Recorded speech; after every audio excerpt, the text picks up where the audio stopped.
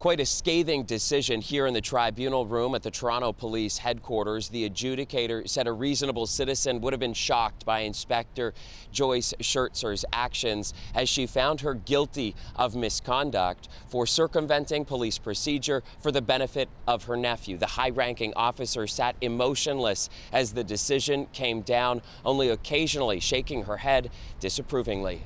He says he's not hurt.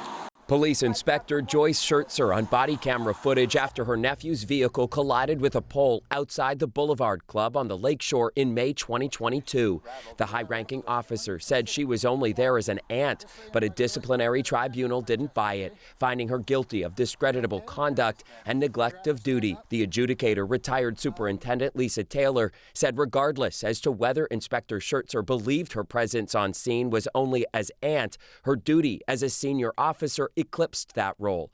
Actions and inactions at the scene were inappropriate given her rank over the constable and given her relationship with the driver. The disciplinary tribunal heard the inspector had called for a constable from her division to respond to the crash. Then she didn't stop the officer from turning off his body-worn camera for a period of time, and she allowed her nephew Calvin to leave the scene without a breathalyzer test.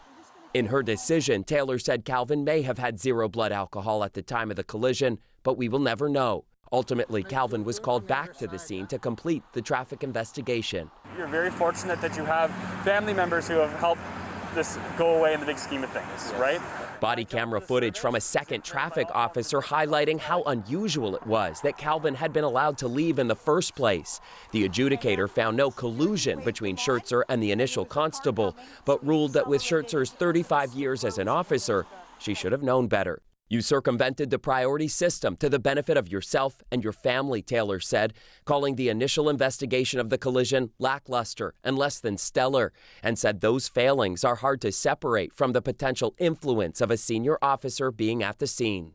Well, it is important that the methods that are in place to hold police officers, no matter what their rank, are working. The Toronto Police Accountability Coalition says it's an important decision, highlighting the subtle influence high-ranking officers can wield, even with advancements in oversight technology like body-worn cameras. If their intention is to hide what they are doing, that they can easily manipulate this equipment. And I do think it really should open up a bigger conversation about our reliance on tools like body cameras to ensure accountability.